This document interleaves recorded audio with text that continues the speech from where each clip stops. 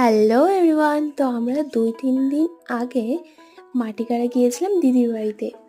তো সব বোনেরা যখন একসাথে হয় তখন একটু মনে হয় যে কোথাও থেকে ঘুরে আসি। সেজন্য আমরা চলে গিয়েছিলাম সায়েন্স সিটিতে। আর দিদির বাড়ি থেকে সায়েন্স সিটিতে যেতে মাত্র ৫ মিনিট লাগে। তো দেখো সায়েন্স সিটিতে ঢুকতে ঢুকতে এত বড় একটা ডাইনোসরের সাথে দেখা পেয়ে গেলাম। আর আমি এই সায়েন্স সিটিতে এসেছিলাম ৯ বছর আগে।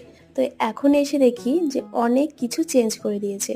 আর এখানে ভাগনা ভাগ্নিতে দোলনা চড়াতে পুরো ব্যস্ত হয়ে গেছে। কখন থেকে আমি বলছিলাম যে আমাকে একটু দে চড়তে, তো ফাইনালি দোলনা চড়ার সুযোগ পেলাম। আর আমার না দোলনা চড়তে খুবই ভালো লাগে। তারপর কিছুক্ষণ ঘোরার পর এখন আমরা যাচ্ছি সায়েন্সের জিনিসপত্র দেখতে।